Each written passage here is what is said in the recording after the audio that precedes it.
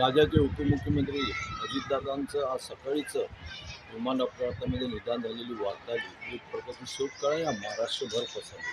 केवळ महाराष्ट्रात नाही तर या देशातल्या ज्या युवक होतं, ज्या युवकांचं त्यांनी श्रद्धास्थान होतं, एक आपलासा वाटणारा नेता, हवाहवासा वाटणारा नेता आज अचानकपणे निघून गेल्यामुळं आज एक प्रकारची मोठी पोकळी या राज्यामध्ये बसवली आहे. जो स्पष्ट वक्ता होता, जे काम होतं आहे म्हणलं की 100% काम करणारा आणि ज्यांनी आपलं काम विकासापासूनच सुरुवात केलेला आणि त्याचं त्यांचे भाषणं बघितलं तर त्यांच्या सातत्याने एक चांगला वक्ता म्हणून त्यांचं ख्याती होती आणि त्यांच्या कार्यकर्त्यांनी त्यांच्यावर एवढी श्रद्धा होती की आणि त्या कार्यकर्त्यांना सांभाळून येणारा असा एक चांगला नेता आज आपल्या महाराष्ट्रातून निघून गेला. महाराष्ट्रामध्ये फार मोठी पोकळी निर्माण झालेली आहे आणि ही पोकळी न भरून घेण्यासारखी पोकळी निर्माण झालेली आहे. आज अनेक त्यांचे कार्यकर्ते, अनेक त्यांच्या पक्षाच्या लोकांना आज एवढी मोठी पोकळी भरणं हा फार अवघड प्रश्न निर्माण झालेला आहे.